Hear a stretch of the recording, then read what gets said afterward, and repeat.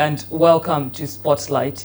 We covet this 1 hour of your time and intend to keep it relevant. My name is Nuong Faalong. You're watching MX24. Today on Spotlight, we're speaking with a member of Parliament's Defence and Interior Committee who has raised some security concerns and, in fact, petitioned the Speaker of Parliament, Right Honourable Alban Bagbin, about those concerns. He is, more importantly, Superintendent Retired, the Honourable Member for Wa West, Honourable Peter Lanchene Toobu. Welcome to Spotlight. Thank you very much. Nuong Faalong is the name, right? Yes. I think I can call you Faalong. No problem. Is that okay with you? It's allowed, right, sir. Great. Now, you've been in Parliament for 4 months. 3 months, actually. Three months, yes. Right. That's not too long, but it's long enough to observe proceedings and figure out exactly the benefit you can contribute to Parliament. In these 4 months, what have been your observations? Thank you very much. Let me say a very good evening to our cherished viewers, wherever they find themselves. This is a good meeting. You're speaking to a level 100 student of Ghana's Parliament.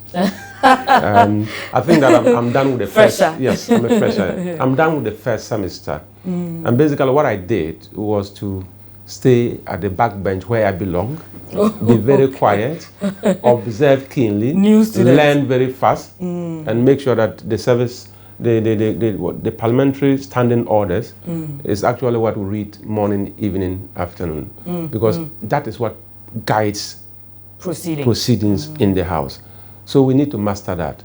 So basically, I have been observing, and I think it's good. We are learning so fast. It's good to know. It's good to know that you're observing and learning, because seasoned members of Parliament often complain about the high attrition rate, which they think somehow affects the pace of Parliament and people's ability to contribute strongly to Parliament. Because they think when old members of Parliament leave, they leave with a lot of knowledge.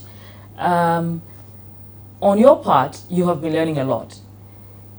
Is there more that can be put in to ensure that new members of Parliament, who we seem to have a lot of in the 8th Parliament, quickly come abreast with the orders of the Parliament? Thank you very much. With my background as a trainer, I want to believe that going forward, Parliament should have a program for freshers, not just the induction. We've gone through induction, that is good enough. But I think that we just have to have a structured program to let freshers get a clear understanding of parliamentary proceedings or procedure, and probably find a way to let them put in practice what they can do right from the onset. And I think that even in the chamber, we should have a system that allows freshers to blend very quickly. Sometimes, the procedure is such that if I rise to speak and a senior rises to speak, the speaker, if his eye catches both of us, he will give the opportunity for my senior to speak. It is so regimented. I'm so surprised. Coming from a regimented organization like the police service, I thought I was done with it. But in Parliament, there is more command and control. In fact, when your senior rises and you are also up, you just advise yourself and sit down. Sit down. Because, of course, the speaker will go for your senior. But I think we should find a way to blend the young so that we grow fast and then quickly adapt to the learnings and happenings in the House. And we can contribute our quota effectively. Have you made any key points about proceedings so far in 3 months? Right. The standing orders is all we talk about. If you rise to speak, probably if somebody is on the floor and you rise on the point of order, the speaker simply asks, which order?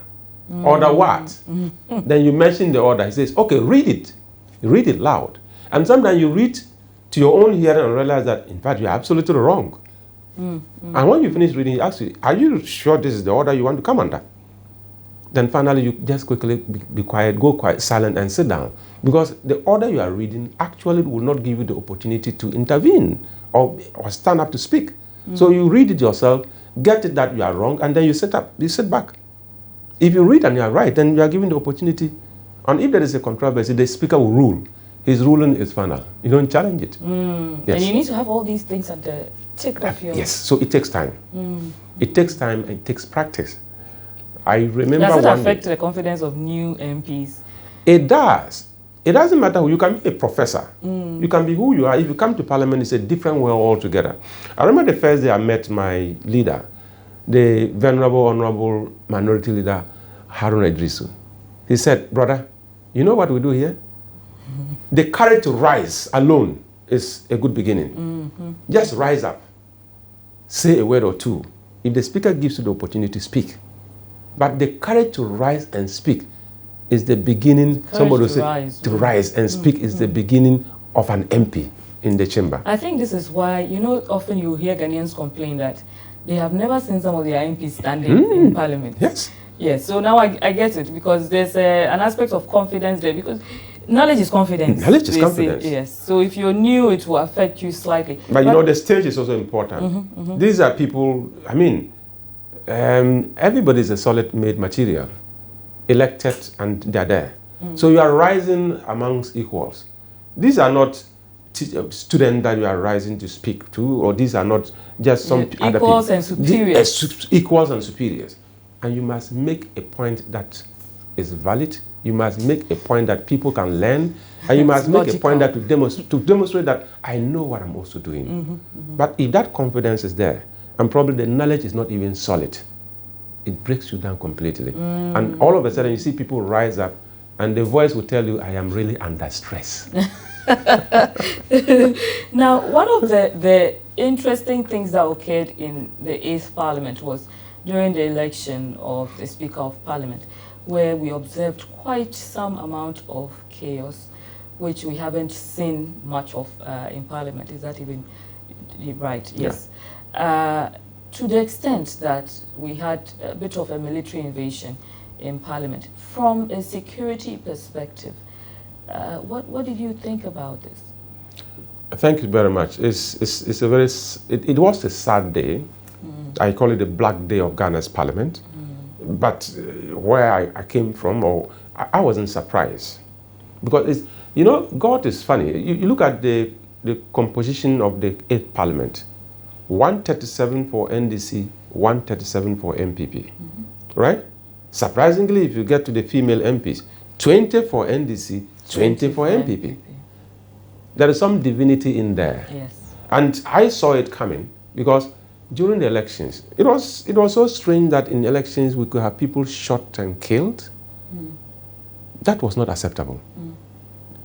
We started this democracy in 1992. I mean, people beat each other, macho men here and there, chasing people here and there, and gradually this kind of violence grew. We are shooting guns at police stations. It grew. And gradually in 2020 elections, people are shot dead. There's been some sporadic incidences since 1992. Yes.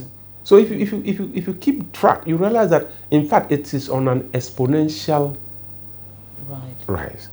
And 2020, feeding back on the Ayawaso West Wagon by-election, you realize that 2020 election should be the cap for us.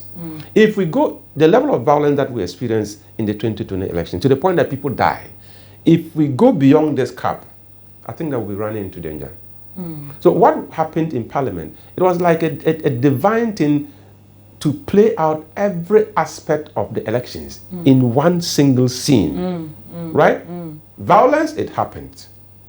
Snatching of ballot and papers, it happened. Military involvement at the polling station, or what, it happened right in Parliament. So you're saying it was a reenactment of what we saw? All that we saw in the 2020 election. It all played out. A bit of chaos, a bit nicely, of invasion. But it played out in the eyes of the people's representatives.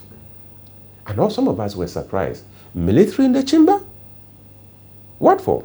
And at that time, you know, we had no president, right? In fact, at that time, we had no democracy. There was no president, there was no MP. We were now coming to elect the speaker. It was a fragile moment. Yes, we were coming to elect the speaker, and the speaker will lead to the inauguration of the president. So that vacuum was a very dangerous vacuum for a democracy. And it was not a vacuum that you expect to see a soldier or even any uniform man around.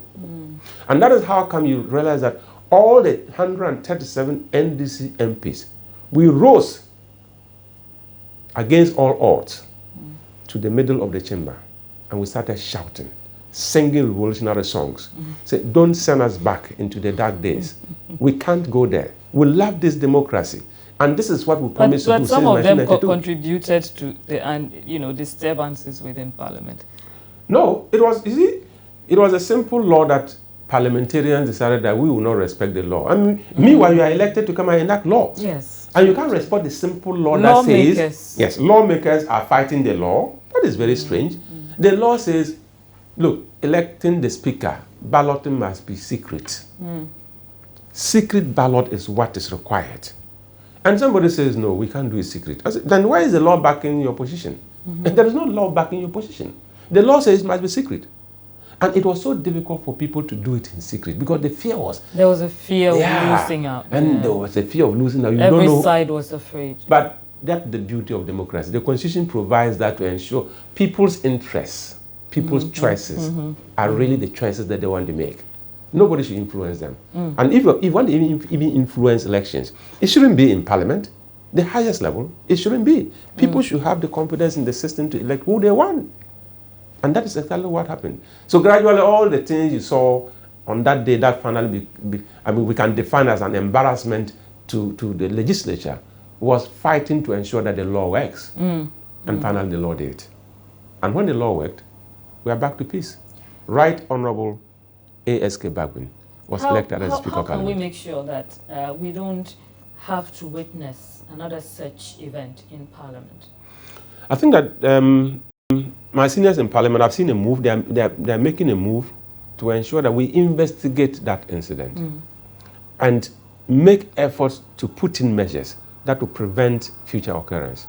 I mean, normally in practice, we should be learning from best practices and not bad practices. That was not a practice that we should learn from, but it's a practice that will motivate us to prevent it from happening again. And I'm sure we are up to the task. You mentioned 40 women in Parliament. Yeah. Is that adequate for female representation? Of course, with the population of Ghana, that is, you have about 51% of the population being female. Women. I mean, if it is all about representing people, I will expect to see more female MPs in Parliament. At least if we have 100 MPs in Parliament who are females and probably 175 male, that should be fine. You have been on the election trail. You've gone through primaries, you've gone through the actual election, you have witnessed Parliament briefly. How can we make the entire process more friendly to women so we can have more women stepping up? You mentioned the confidence to rise. How can we ensure that more women have the confidence to rise up to the task? Unfortunately, Faalong, we are living in a men-defined world. According to our institutions and structures, which we should be breaking down. Exactly. That is why we are talking about gender parity. One of the Sustainable Development Goals, gender parity by 2030, right? Yeah. We are living in a men-defined world, and sometimes we see the world with the men glasses, right? And to the point that it has affected us deeply, it's become a cultural matter. That if your wife even wants to get into politics, cultural, religious, social, I mean, everything goes against the woman. Why would the woman be out there? And because the men's world, it was also defined, all the processes defined as such that it favors men. You organize a meeting at 2 a.m. That is when we are meeting. And you go to office, do everything, and you are done, and then you drive to the meeting site. It's 2 a.m. you are there, and you begin the meeting closing around 6 a.m. Sometimes 10 p.m. You expect my mother to be part of that meeting. You expect his wife, who is probably saddled with many domestic issues. I mean, women are just interior ministers at home. They manage everything within. And they have a lot to take care of the children, to even take care of the husband. Right? It doesn't matter who you are as a man. It doesn't matter your position. Your wife takes care of you. It's a huge burden. It's a huge responsibility. And all of a sudden, the meeting is scheduled at 2 a.m. If you lose out on 2 of such meetings, oh, she's not a serious candidate. But the fact is that it doesn't favor her. And the question would be, why should it favor her? We are 20. There are just 2 women. Why should we be doing things to favor only 2 people? Majority carries the vote. And the 18 people say, no, the 2 a.m. is fine. and the women are in trouble. So I They're think that further we need excluded. to, exactly. We need to have a national discourse on this, and we need to just have a redefined way of doing things to make it more liberal for women to be able to actively participate in our politics. You used to be the executive secretary to the IGP. Yes. That's interesting. They say once an officer, always an officer. Always an officer. Or have you left those days behind? No. It's in the blood. Yes. What was the signal for you to step out of being an officer and to run for office, political office?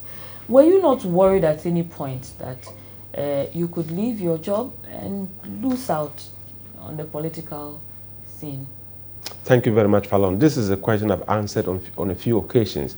And I think that when I took a decision in my heart that I was going to respond to the call of my constituents, I did a bit of consultation. I spoke to a few people, and I can say today, there was not a single person that supported the move. You know why? It was about the fear. And that is why I have this here that motivates me. Everything you've ever wanted is sitting on the other side Very of fear. profound. When we walked in, that was what I picked up. Yes. Yeah, very And everybody says, this is a slippery ground.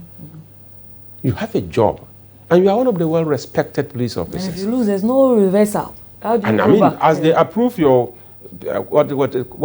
approve your voluntary retirement, paragraph 2 states it clearly. Don't ever think of coming back. This is a one-way traffic. If you go, you go. If you don't, come back. So And this other side you are going, there's no guarantee. there's no certainty. at Why? all. Why Huge will you? risk. I mean, one of the commissioners actually called me to his office and said, "I hear that you want to do something, Peter. Why are you getting into this game of uncertainty?" That was the word he used. I smiled and said, "Really, I'm not into that game yet." From 2010, constituents have been calling on me to come home. But you know, there's a saying that fear voters. Some will call you, Yes. but how sure are you those people calling you even vote for you? You know what is interesting in this world? If you are a very honest person, you attract honesty from others. If you are a very honest person, you attract honesty from many of those who were calling me to come home. They were calling me because they felt that I was an honest person, and they were doing it honestly. So I believed in them. So when I stepped out, Is there an honest politician? well, if there is none, let me be the one Okay, to be the honest one, I see. because I believe that without honesty, we don't even have a way of thinking of development. If there is no honest politician, democracy is useless. If there is no honest politician, we need to imbibe honesty into our politics, or else we are going nowhere.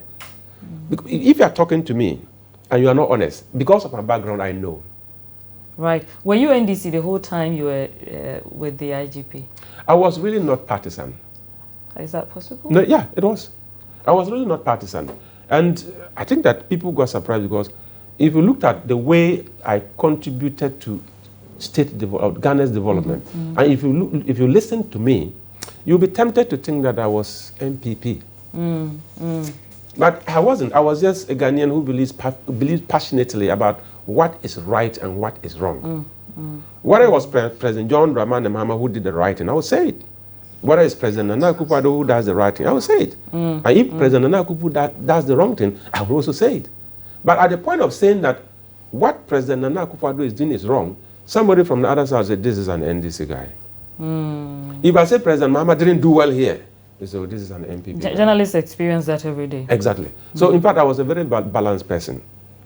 I responded to a higher call. Are you still balanced now, or do you are more I belong partisan? to a political party, Okay. the National Democratic Congress, that has a philosophy. We have a constitution, so we believe in that. And that is where I go. So you responded to a higher call. A higher call by my constituents. Those who fed me to grow up. Those who bought sandals for me to wear and go to school. People who threw their second-hand clothes in my house for me to dress up and also go out and look You like a were young raised man. by the community. Exactly. And the same community comes back to say, you've gone into the world with all your international experience, your security background. I think that your elder brother, Honorable Joseph Ilechre, has been in this game for long. From 1983, when you were just a little child. Today, he's done his best. We need fresh energy. and we scanned the system. I was coming to that. And you went in and you overthrew Ilechere at the primaries. Yeah, we scanned the system and we felt that you should come home to come and help. Come and continue with the building that your elder brother has started. And I mean, the foundation is solid. Come and do something. Let's see if we can complete this building. I thought of it and I said, I just want to be a security officer. They say, yes, that experience is also required. There are a lot of armed robberies here and there. So please come, bring your experience to bear and let the people benefit from you. We brought you up. Well, if you don't want to come home, you stay in Accra and enjoy yourself. They walked out. So it was a call to duty. I slept, and the night I woke up around 1 a.m. and this is a call to duty. If you refuse to go home, you've abandoned your people. You are serving Ghana, yes. But I think that they are trying to give you a bigger platform. Member of Parliament. So I responded to the call in my heart. Now I wanted to get confirmation from people who can actually strengthen me. I consulted 3 key people, very high profile people in this country. And before I finish the story, the person would just shout, hey, don't try it. Have you heard of... So how come all these objections did not break you? May his soul rest in peace. Sir John, say fear delegate. Have you heard of that before? I say yes. You think those people who came, how many are they? They don't control the voters. Exactly the question. But you know what? I listened to something bigger, something inside me. My instinct told me, please step out and respond to the community. They wouldn't fail you. So I listened to myself and I decided that, okay, if nobody is supporting me, let me be the only one who believes in this direction. Let me go. So the call of the community for you was like the voice of God? It was like the voice of God. And I said, if God fails, that is fine, but I've never heard it before. God doesn't fail. He's not a man that he can change his mind. Neither is he a son of man that he can decide to say, oh, this I said yesterday and today I'm saying a different thing. No. What is yes is yes. I will go. I heard it loud from my heart and I decided to step out. And when I stepped out, people wept. Oh, some people were disappointed. A lot of police officers that I've served from my heart. And they know me. I'm a very passionate person. I just hate to see a constable who is being bullied by a senior officer. I hate to see a sergeant who is being bullied by a chief inspector. No, you don't have to bully the person. You are supposed to provide leadership. And sometimes what annoys me, you who is bullying the younger officer, if you are given the opportunity to perform that duty, you can't even do it. And when the younger officer makes a mistake, you hit it with a sledgehammer. Right? Killing a fly with a sledgehammer, you don't provide a learning environment. And many of the young officers used to like me because I will fight for them. Fighting for them to allow them to grow and learn and become professional. And gradually you, the senior officer, you can relax. Because if you have a 20 very professional police officers around you, you really become the commander. Your job is lessened. Exactly. Your command and control becomes very easy.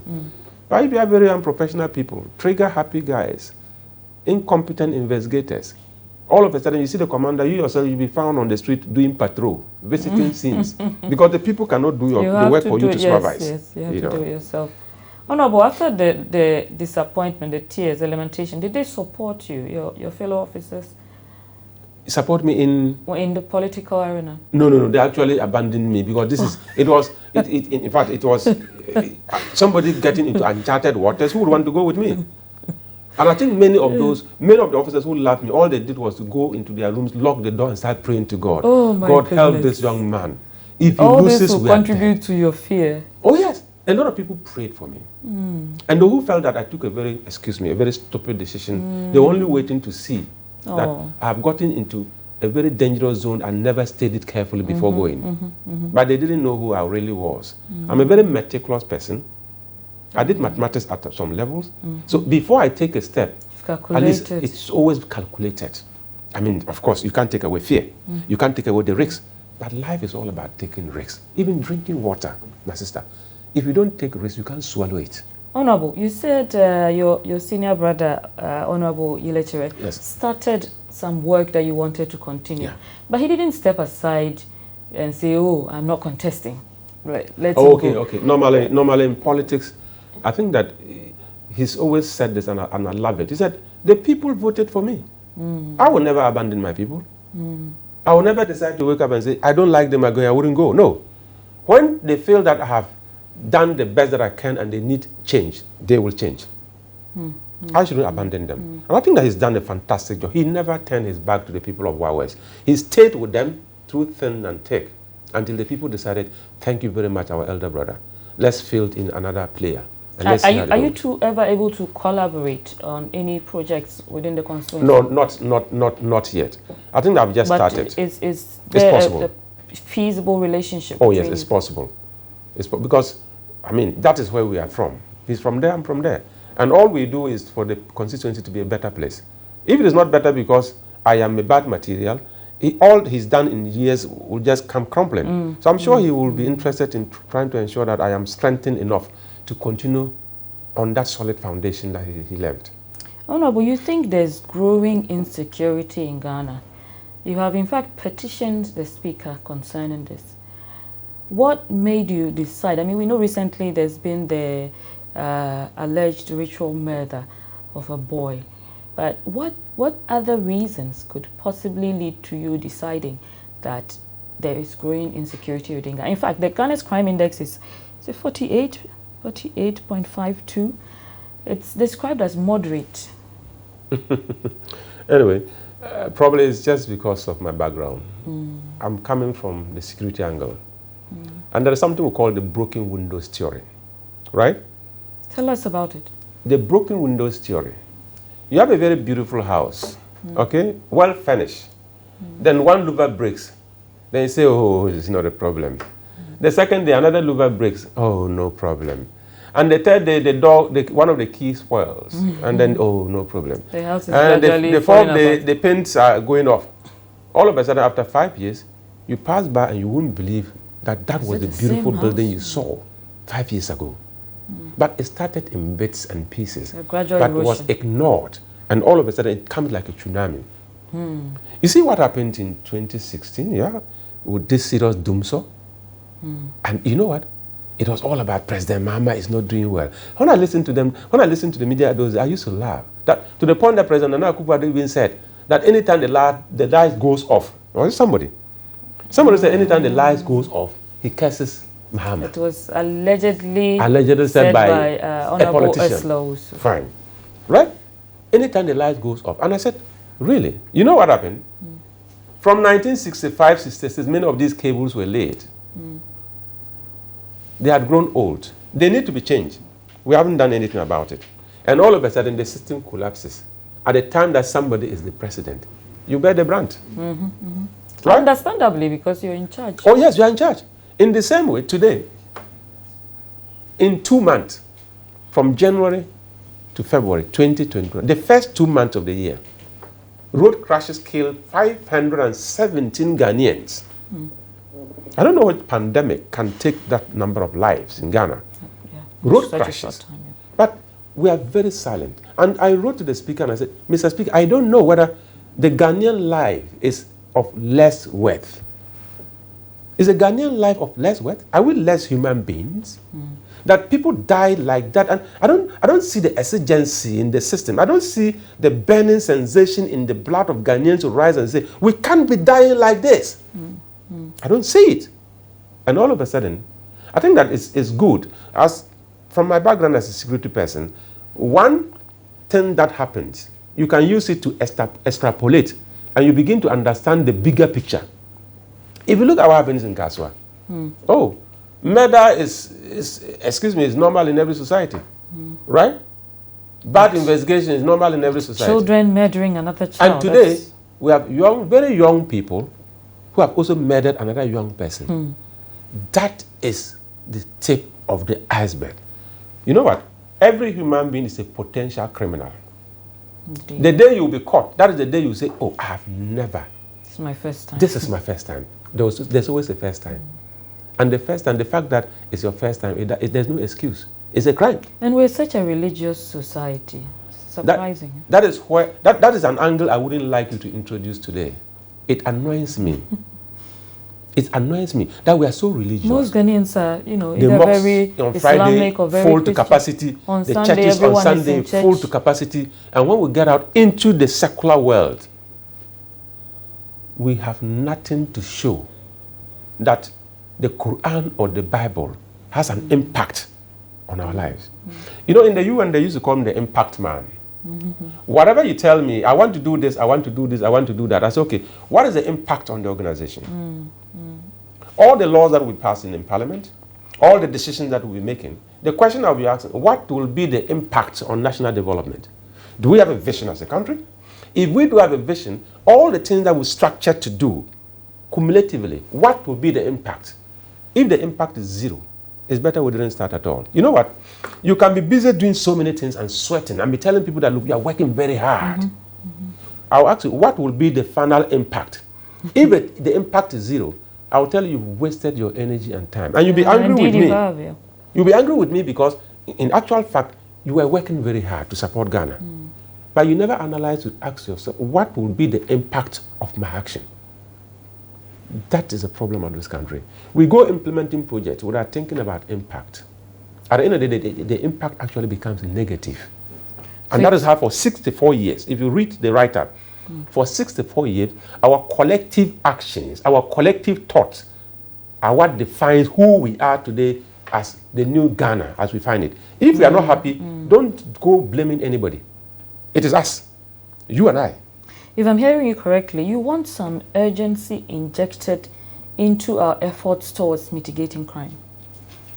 I want a collective approach in mitigating crime. Collective approach because without security, all our policies will fall flat. Without security, we can't have development. Excuse me, who would want to come and invest $1 billion in this economy when he's not sure that he can drive his car from Sefi to Bogosu and to Kumasi and come and sleep in Accra peacefully? You're not sure of that. That probably somebody will just cross you on the road and shoot you to death. And that is the end of it. Oh no, but this collective approach, how do we do it? We have begun. This is the beginning. I'm talking and you are talking. And we are beginning to see that, oh, when you see crime, it is not just a single crime. It might be a chain. It might be an organized one. It might have some tentacles. Linkages. Exactly. And that is why if you look at the recommendations that I made, there are some serious recommendations that has far-reaching effects. Technology leverages, we can leverage on technology to develop. You mentioned smart policing. Smart policing. Smart policing, just three things put together. The police, academia, and technology. Haven't we been doing that already? I mean, probably using technology, I think, since 2013. What's different about this recommendation? We began. We haven't gone anywhere. As we speak, we should be able to have some smart suburbs. I wouldn't say a smart city, but we can have smart suburbs. All right? You can have Osu as a smart suburb of Accra. That you put about 4 or 5 police officers in the whole of the Osu area, and that is enough. Because the whole place is connected, artificial intelligence, cameras here and there. There is a control room, and there is a standby reaction, rapid response team to take care of the Osu and its security-related challenges. Right? And you go in there, you will not find any police officer walking around. You will not find a police officer standing in front of the bank with an AK-47 that can go off anytime, probably even harming the police officer himself or harming people in the banking hall. But the fact is that the place is well connected and is very secured. And we can, save some number of officers and push them to rural areas that the physical presence of the police officer is required. If you go to Wild West, for instance, I'm sure you cannot be. I heard one of the DCs once said he was going to put cameras on all the streets. Street that will not have lights. You put the camera in the bush in the night. How will that function?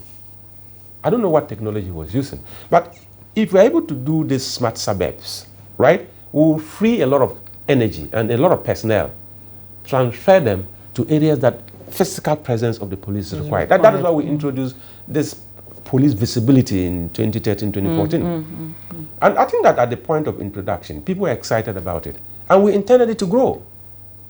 Today, you and I are sitting here. You are a journalist. You go down and find out the police visibility. Is it still working? Is it working the way you think that it was? Is it still giving you that hope?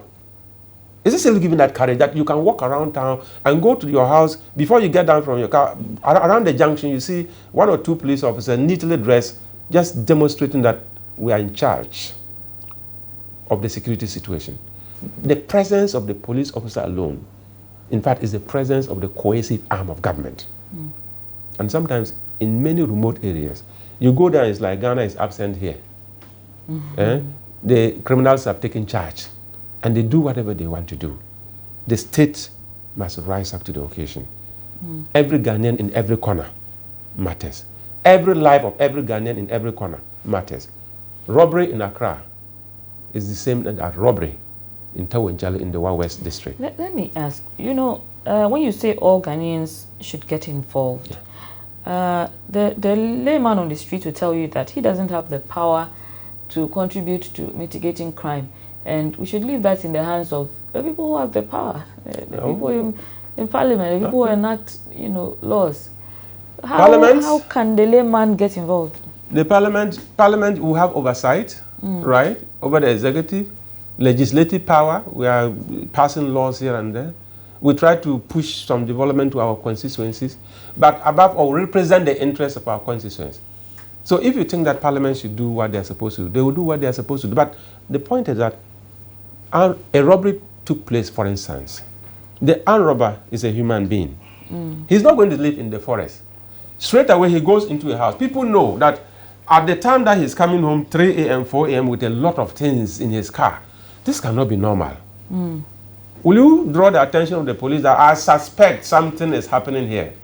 Right? Draw the attention of the police. They will use what we call intel-led policing, intelligence-led policing, gather enough intelligence, and all of a sudden, one day, they'll pick this guy up. And all of a sudden, robberies around that area will just cease because one person has been arrested. But you see it and you go and tell people, hey, let me speak to you a little. Hey,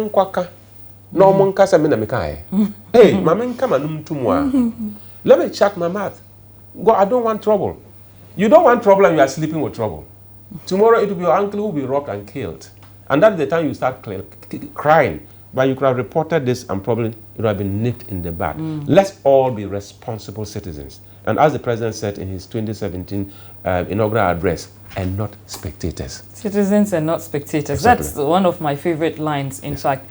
If you just joined us, we are speaking with Superintendent Retired, Honorable Member of Parliament for Wa West, Honorable Peter Lanchene. He was just telling us how citizens can get involved in smart policing, which he is pushing for in the wake of some crimes that have been developing within the country. My name is Nuong Faalong. You're watching Spotlight. We'll be back after the break. Stay with us.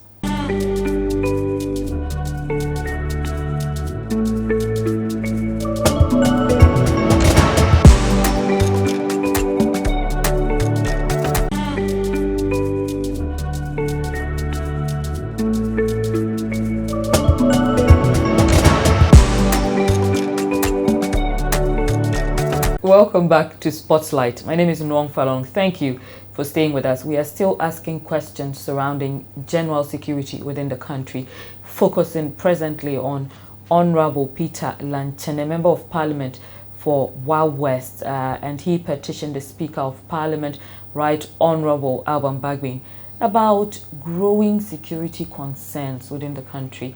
Honorable, this petition and these recommendations you have made, should they be implemented? What will be, you spoke a lot about impact, and you always asking your colleagues the impact of every action. What will be the impact of these recommendations on general security within the country? Thank you very much. I think I gave just 4 recommendations. The first one is, we established, the Ghana Police Service established what we call the Formed Police Unit. In fact, we transformed the ACS, which was the Armored Car Squadron, into a Formed Police Unit. It is a global requirement. The United Nations felt that between hard power and soft power, there should be something in the middle. Between the individual police officer and the soldier, there should be something in the middle. And to create that something in the middle, it is not hard, it is not soft, right? That is the Formed Police Unit. They are armed, they deal with crowds, they deal with criminals, they are well trained, they act in concert, they are a team. That is what we say formed. One Formed Police Unit can be about 140 officers, okay, with their commander. It is self-contained. So if you drop one Formed Police Unit in the Kaswa area, it's like a full operation. They feed themselves, they set up their camp, and they stay in there for 3-4 months. I'm sure you're going to see an impact straight away. Presence will be established. Intel will be gathered. Operational strategies will be designed. And anytime they step out there, you begin to see that the power of the state, the coercive power of the state, is felt within that area. So I recommended one form police unit for the Kaswa area, one for Wa West constituency, one for Sisala East constituency, and one for Boko West constituency, because of what is happening. The Boko West MP has complained. Honorable Cletus Aboko, a former minister for Interior, he's complained bitterly about the rising rate of robbery in his area, and I have similar complaints. So that whole chain should be taken care of. I also recommended smart policing. Smart policing is basically putting together two things or three things. The police themselves working in concert with academia, leveraging on technology. Police is a science.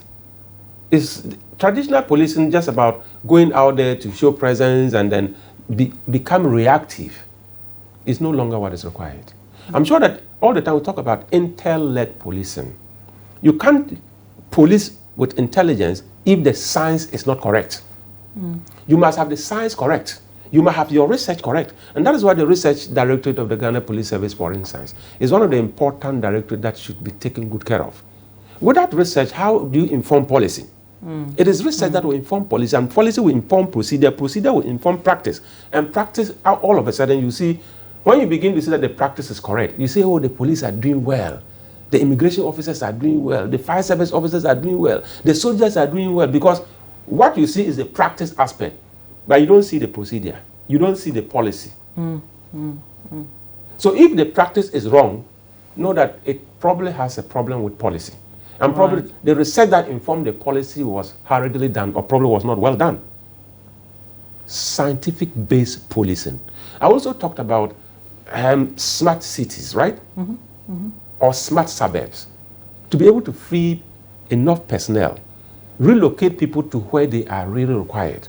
You have in an environment where you probably have 1,000 police officers, right? With 1,000 police officers, you can actually reduce that number to 200 police officers, buttressed with technology, and you can release the 800. What kind of technology is this, and how they implement it? We're talking about artificial intelligence. What does the police do? Gather intelligence and design strategies to react.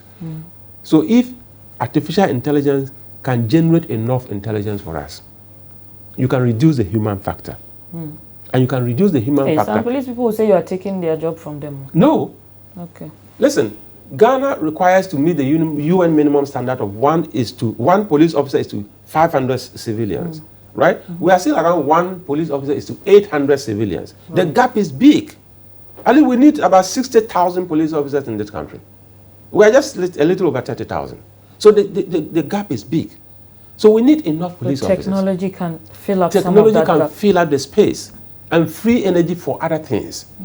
If you create a smart suburb, for instance, as I was saying, if you have 1,000 police officers who are policing a particular jurisdiction, and you add technology, you can reduce that number from 1,000 to 200, buttressed with technology, and release that 800 to other areas.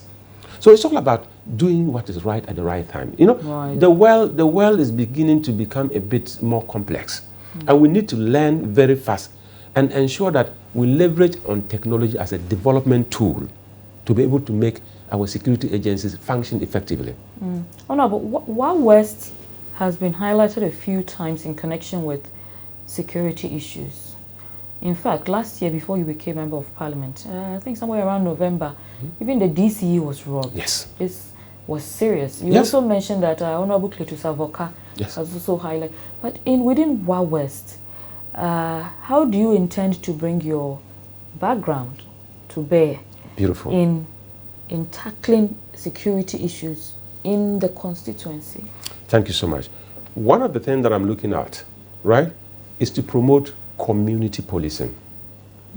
And community policing will conscientize the constituents to become security conscious. We have a huge district like the Wa West district. There are less than 30 police officers for that whole district. With one rickety pickup, I don't even know whether they have a motorbike. And that is all they have from the state. And you know, one of the biggest problems of MPs that I've just observed is that When the state is weak, it creates a huge gap for the MP to fail. And if the MP fails to fail, the MP is deemed incompetent. But the truth of the matter is that the state is not working well. So the problem for Wa West Youth, it's a bit of logistics. It's a bit of logistics, it's even personnel. Why will we have a whole district? That landmass is huge. With just less than 30 police officers, no logistics. We need more. And as I was telling you, if you apply smart policing, you can free a lot of hands in technological driven areas, relocate them to places that their physical presence is required. So we're talking about personnel ratification, right? Personnel rationalization, sorry. We're talking about personnel rationalization. Where are you relevant? Let's send you there. Where can you make an impact on the security of Ghana? Let's place you there. And this issue about square pegs in round holes is a national challenge. Don't put people in a place that the impact will not be felt. Get them to a place that the impact on the whole security strategy will be positive.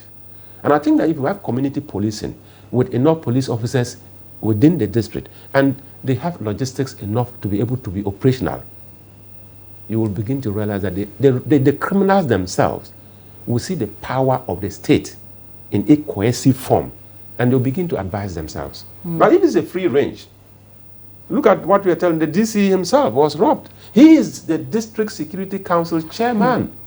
So you rob the chairman with impunity. Go ask the DC if anybody was ever arrested in that robbery. Up to date. No. And the DC, if you meet him today, anytime he's driving in the constituency, that thing hangs. Of course. It reflects, and the fear is there. Anytime you go out there and you still have fear of crime, it means that the security situation is not good. The moment you have fear of crime, if you go to Kwame Nkrumah Circle, for instance, in the evening, and you meet somebody and the person says, hey, take care of your phone, oh. Hey, take care of your bag, oh. Hold your bag well. Why is the person advising you, admonishing you? The person is telling from experience, they can snatch your bag here. Those are all signs of insecurity. And these small things that we see can blossom into a bigger monster that will have a very big challenge to manage as a country. The broken windows principle is always a also applies here. Honorable, beyond the security issues of Wa West, we have other issues. Roads, we have electricity issues, water. I say we have because I'm from the Upper West region. We have a high incidence of school dropouts among girls. What is the solution that, of course you cannot be the absolute solution, but contributions that can ensure that Peter Lanchene Menanwa, our MP, Onangere, this was what happened and this is what he contributed to some of the issues within the constituency. Thank you so much. When I went to Wa West, what I did was to scan the environment. I scanned, I analyzed, I drew conclusions, and I arrived at something I described very simple. JJ Screw Dash H. JJ Screw Dash H was the thing I used in my campaign. J is for jobs. The next J is all about justice because of my background. If you are going to the police station, why should you be afraid? If you have a right to go to the police station, please go to the police station. The police are your friends. They are not supposed to be your enemy. If somebody is trying to give you trouble, please report to the police. The courts are available for us. The S there is everything to do with school. Today you go to the constituency and you see a lot of classrooms without tables and chairs. From 2016 to 2020 in Wa West District, I have never heard of any story that government has procured and supplied 20 pieces of even double-deck chair for classrooms. Nothing. And today, children are on the floor, as if we began in 1957 again. Somebody says, are we going or are we coming? And you get to the schools, the dilapidated nature of many of the buildings is quite a demotivation for the teachers.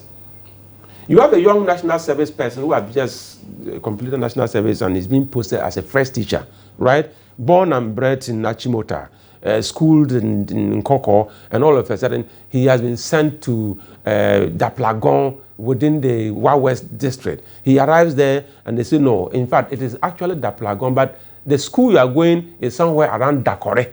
Then you arrive in Dakore, a very typical village. And when you see the school building itself, it tells you you are really somewhere in the world. The building itself is so demotivating. It's almost collapsing on the children. And you get inside and there is no table, there's no chair. The children are already on the floor waiting for the teacher to come and clean the sun and design the sun for them to write ABCD. And all of a sudden you see the teacher, you look into the face and it tells you, I am totally out of here. The person comes back to Accra, move all the mountains and move all the networks, and all of a sudden another signal pops up. You have been retransferred from the Plagon back to Dodowa. That is the power. And you think, why don't you want to serve in the rural areas? Does the state care? Does the state care about the rural areas? If the state cares, I'm a responsible Ghanaian. I will also be committed. But I've gone there and realized that the state doesn't really care. The state is not even present. There's no sign to show that government is really interested in anything here. Why should I come and be sacrificing for something that the whole Ghana is not even thinking of? Even simple network problems. Network. It's just a whole lot of. Can you imagine that in this right in this age, after your university or probably your college degree, and you are sent to a village, do you know that if there is network, and you are even living in a thatched house, you have internet and with your laptop, in that typical village, and there's electricity, there is clean drinking water, I am telling you, nobody will be frustrated. You are on Twitter while you are in the village. Yeah. You are on Facebook while you are in the village. You can do research. You can still even you can do your masters. You can do an online program sitting in the village. Somebody will come and see you in the village and say, well, why are you here? And you say, why shouldn't I be here? Because there is nothing new. Yeah. There is nothing in Accra that is not here. Your life is not disrupted by, moving there is nothing to the village. In the city that is not here. Electricity we have. Clean drinking water we have. Right? Internet is working right. Yes, everything is fine. Everything is fine. Okay, my road is probably not asphalted. Maybe not even tarred. Right? Maybe it is not even a good one. But apart from that, I'm good to go. That is where we should be moving towards as a nation. Let's redirect our attention to rural development, or else we will continue to suffer from rural-urban migration, and there will be population explosion in many of the cities. That is why we are beginning to have villages developing in cities. Have you realized that? Within the city, you have a lot of villages inside the city. Because a lot of people from the villages we have moved the village into the city. We can't stay in the village. So we are moving the village inside the city. So we have villages in cities. Honorable, beyond these issues, there are issues within the party that you have joined forces with, the National Democratic Congress. Okay. Recently, they've been grappling with so-called internal dissatisfaction. Are you in the camp that is internally dissatisfied with leadership? Thank you so much. I think let me use a police example to give you an answer.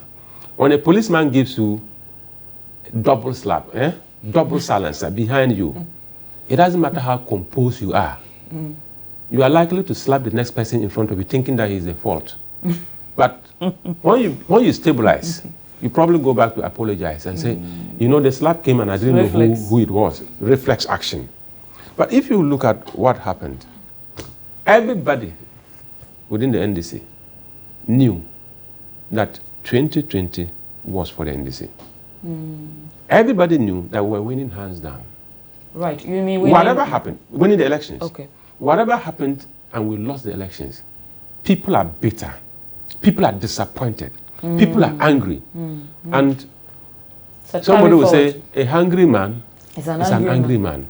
Having campaigned with all our hearts and might and believing that it was us, when you lose it, it takes time to stabilize. But I'm telling you, let nobody deceive you that there are problems in the NDC. And for that matter, the NDC is not the solid party that you know. For me, I told people, the post-Rawlings NDC will have to shake to re-establish its authority, to let the world know that NDC will never be like the CPP. So you think these are like fallouts from the election still being felt? Oh yes, the shocks are still being felt. And the aftershocks will come. But after that, stability will return to the NDC. And I'm sure, you know, and as much as I do, that when there is stability, fear is gone. Should leadership be changed? From where? Present leadership. A lot of people have asked for the NDC to change. Yeah, I've also heard of that debate, and the simple reason somebody gave was that it wasn't about what they did or what they didn't do. It's about the fact that in every 4 years, leadership changes. So if they decide that we are going to change, so be it. If they decide that, okay, the change will be let's keep the new, let's keep the old ones and let them make progress because they've done so well. We will keep them. But for me, whether leadership in Parliament changes or not, the 137 MPs in the 8th Parliament will perform to the optimum. And we are going to hold government responsible. We are going to play our oversight role so effectively that probably Ghanaians will realize that this is the best parliament they've given to this nation. 3 months in Parliament. We're hoping that we will see you more with the courage to rise. And the people of Wa West will also be looking forward to hearing and seeing and feeling the change that they have voted for within their constituency. But you have been a serviceman. You are still in service anyway, just in a different capacity. It's in different capacity. From the police force to Parliament. Where are you going next? My life is always directed by divine grace. Where I'm going next is continue to be going for the people of Wa West. Until God decides that probably you can go on pension and go and sell some ice water or sit in your village and rest and do something else. Or probably, you know, with my background, you never, don't me ever, have you heard of the Honorable His Excellency Ibn Chambers? Yes. He was an MP, right? Where is he now? Wow. I've worked with the UN. I've been a security officer. So today I'm a politician. There are possibilities that after serving in Parliament for some time, I could just stick up into international peace and security-related issues, right? But I think that my heart stays with Wa West. If I can stay there till the end, I will love it. It doesn't matter how long.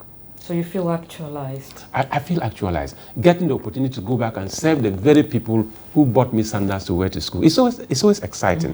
Anytime I go home, I'm sure if you meet me in the village and they say, this is Honorable Peter Lanchene Toobu, you will not believe it. Right? When I go back home, I'm the village boy that you know, 30, 40 years ago. I don't change. Nothing.